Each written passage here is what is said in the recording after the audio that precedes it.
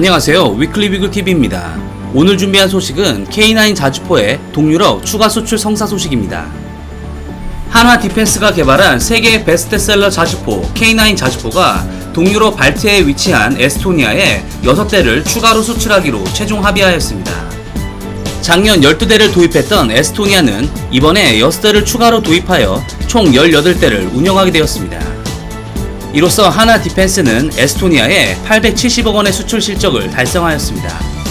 세계적인 사태로 인해 전세계 국방 예산이 감축되고 대면 협상이 전면 중단된 가운데 이뤄졌다는 점에서 의미가 큽니다. K9 자주포는 삼성 테크윈이 국방과학연구소와 함께 1989년부터 10년 동안 연구 끝에 국산기술로 개발한 무기입니다. 자주포는 견인포와 달리 차량에 탑재돼 스스로 움직일 수 있는 대포를 의미합니다. K9 자주포의 사거리는 40km에 달합니다. 40km는 서울 한복판에서 용인시 부근까지의 직선거리 정도입니다. 사격 직후 새로운 사격 정보를 받을 경우 60초 안에 사격할 수 있고 15초 안에 포탄 3발을 발사할 수 있는 급속 발사도 가능합니다. 지난 20일 현지 외신 등에 따르면 에스토니아 국방부가 한화 디펜스에 K9 자주포 6대를 추가로 도입하겠다고 밝혔습니다.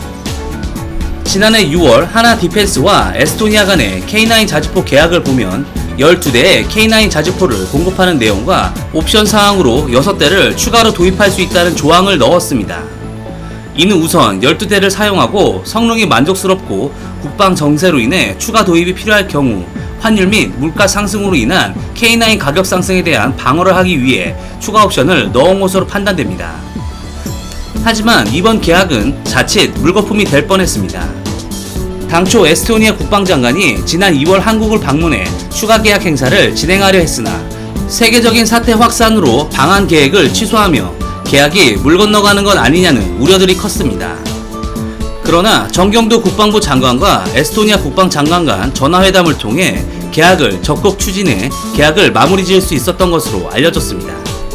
북대서양 조약기구에 속한 에스토니아는 국방력 증대에 높은 관심을 보이고 있습니다. 에스토니아는 지난 2017년 이미 나토가 요구한 대로 국방비 지출을 국내 총 생산의 2% 이상으로 높였고 향후 더 확대할 계획도 가지고 있습니다.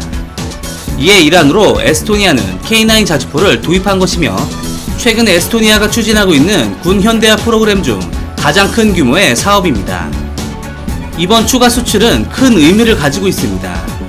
러시아의 위협으로부터 자국의 안위를 보존하기 위한 동유럽 국가들의 K9 구매 러시가 기대되기 때문입니다. 주머니 사정이 가벼운 동유럽 국가들에게 K9은 가성비 좋은 최고의 인기 무기입니다. 세계 최강으로 꼽히는 독일 펜저 2000 자주포와 비교해도 K9은 조금 못 미칠 뿐 성능이 크게 뒤처지지 않는 우수한 자주포이며 가격도 저렴하기 때문에 이들에게는 최고의 대안으로 보입니다. 미국의 팔라딘, 영국의 브레이브하트 자주포는 K9의 성능과 가격 면에서 모두 밀리기 때문에 비교할 축에도 끼질 못합니다.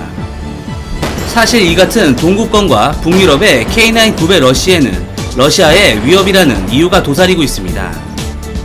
2013년 12월부터 시작된 우크라이나 반정부 시위가 2014년 2월 빅토르 야누코비치 대통령의 퇴진과 야권 주도의 임시정부 설립으로 이어지자 친러시아 지역인 크림반도에서는 임시정부를 반대하는 집회가 계속됐습니다. 이에 러시아군이 2014년 2월 27일부터 무장병력을 투입해 크림반도 주요 시설들을 점령한 데 이어 3월 1일 우크라이나에서의 군사력 사용을 만장일치로 승인하고 크림공화국에 러시아군을 주둔시키면서 사실상 이 지역은 러시아의 지배하에 들어갔습니다.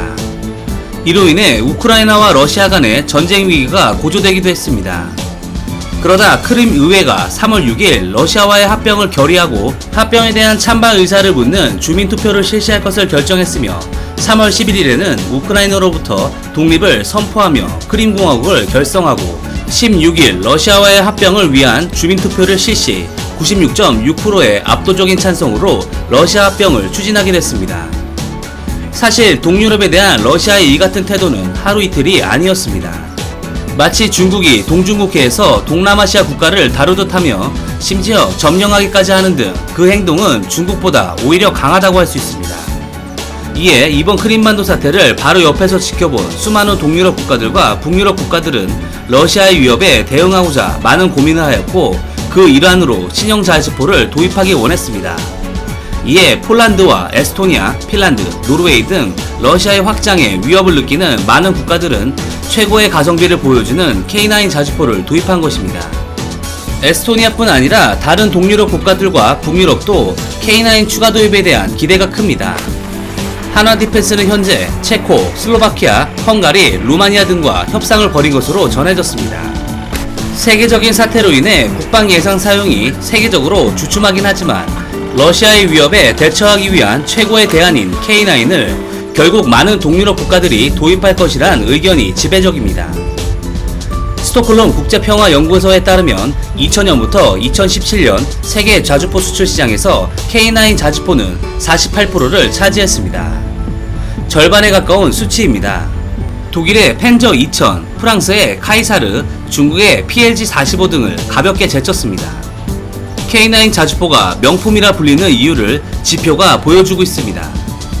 우리나라를 제외하고 대표적으로 터키가 라이센스 생산을 하여 약 300여 대를 운영하고 있고, 인도 또한 현지 조립 생산을 하여 100여 대를 운영 중입니다. 그리고 폴란드가 차체만 도입하여 포탑은 HSW에 포탑을 얹어 사용하고 있으며, 핀란드, 노르웨이, 에스토니아가 운영 중에 있습니다. 한화 디펜스는 중동과 유럽 지역에 다시 한번 수출을 하기 위해 역량을 집중하고 있습니다. 방위사업청에 따르면 현재 아랍에미레이트, 사우디아라비아, 루마니아, 영국 등과 계약 체결을 추진 중입니다. K9 자주포 성능 개량 모델인 K9A1 초도 양산도 시작했습니다. K9A1은 출시 20년 된 K9 성능을 개량한 자주포로 조종수 야간 잠만경, 보조 동력장치 등 야전 운영 효율성을 향상한 모델입니다. 자동 사격 통제장치, 보조 동력장치, 후방 카메라 등을 장착했습니다. 특히 도스로 운영되던 자동 사격 통제장치를 윈도우 버전으로 업그레이드했으며 18년도에 초도분을 실전 배치에 성공하였습니다. 한화 디펜스 관계자는 K9 자주포 종산으로 양산은 끝났지만 신규 수출 물량과 K9A1 등 각종 개량 모델 생산이 이루어지고 있다며 신규 수주를 통해 외국 수출도 지속해서 추진할 것이라고 말했습니다. 세계적인 사태 속에서도 결국 빛을 내는 K9 자주포에 대한 세계의 관심은 식을 줄 모릅니다. 앞으로 K9A1을 비롯한 다음 버전인 K9A2의 등장을 통해 K9 자주포의 아성을 계속 이어갔으면 합니다. 이상 위클리 비굴이었습니다. 시청해주셔서 감사합니다.